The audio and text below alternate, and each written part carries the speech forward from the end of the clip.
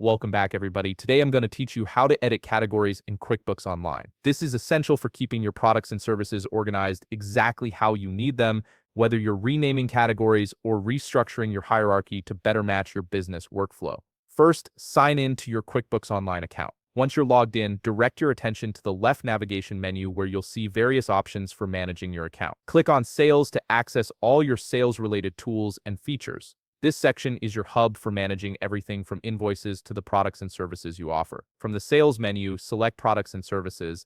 This will display a comprehensive list of all the items you've added to QuickBooks, making it easy to manage your inventory and service offerings. Now look toward the top right above your list of products and services. You'll notice a drop-down labeled More. Click on this drop-down to reveal additional management options that aren't immediately visible in the main interface. From the drop-down menu, select Manage Categories. This is where QuickBooks gives you full control over how your products and services are grouped and organized. You'll now see a list of all your existing categories, making it simple to review and modify your organizational structure. In the Categories list, locate the specific category you want to edit. Take your time browsing through if you have many categories set up. Once you've found it, look to the Action column on the right side of that category row. Click Edit to open the Category Details window where you can make your modifications. Here's where you can customize the category to fit your needs. Change the category name to something more descriptive or accurate for your current business structure. You can also adjust whether it functions as a subcategory, which is particularly useful when you want to create nested organizational levels.